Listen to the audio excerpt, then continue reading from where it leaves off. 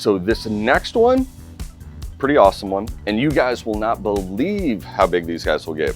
For being something in the pet trade and as common as they are, people just don't realize. In the wild, these guys can get up to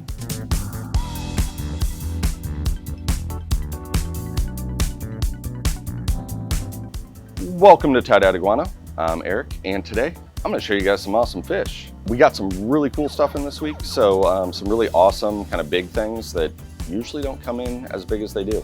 So that being said, our first one, we got in some massive Galaxy Razobaras. Compared to what we usually get, they're like half an inch. These guys came in definitely close to an inch. They're really, really awesome. Another really awesome one that we got in, kind of one of my favorites just because I love the way that they school, is the glass catfish or the phantom glass catfish or ghost catfish, whatever you want to call them. That's what we got them in. Now those guys, it's really cool because it makes you see like where all the organs actually are and that they don't go through the whole body. It's just all muscle throughout the body and just the organs are in a tiny little spot. So those guys are really cool. They do like to be in a group, so make sure you do get a good group of those. And they're very similar to the Tye-Dyed catfish, except the Tye-Dyeds are colored, but definitely one of my favorite catfish for sure. Down here in this tank, we have a bunch more pygmy cories. Pygmy cories are super cool because they're little, so work great for nano tanks if you're looking for kind of a cleanup crew. An interesting part about these cories, they don't spend as much time on the bottom. They do, do some stuff on the bottom, but they kind of hang out like an inch above the bottom a little bit more. So they kind of hang out like being in some grass, things like that. Really, really cool. Definitely, again, with cories, make sure you get more than, like a lot of people say 6 or more, but these guys definitely look great in a good group. Along with that, next to them, we got in some really good sized electric blue rams. A lot of times with the electric blues, they come in a little bit on the smaller side. These guys came in about the size of our regular blue rams. So really good, really healthy, looking amazing. I still need to set up a tank so I can get some. And they only get better and brighter as they get bigger. A lot of bees there.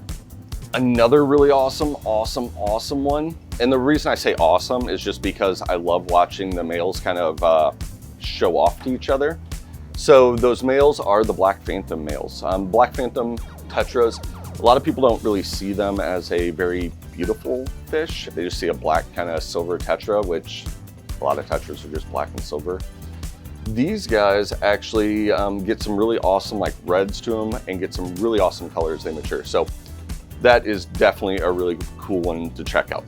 So this next one, pretty awesome one. And you guys will not believe how big these guys will get. For being something in the pet trade and as common as they are, people just don't realize. In the wild, these guys can get up to 40 inches. That is going to be the clown knife fish. And the clown knife in captivity though, generally only stays around 30 inches at max, but you want to give them as much room as possible to make sure that they get that size. Right now, it's pretty small, only around 4 inches or so, but it is going to need something very large and you got to be ready for the amount of food that it's going to eat as well.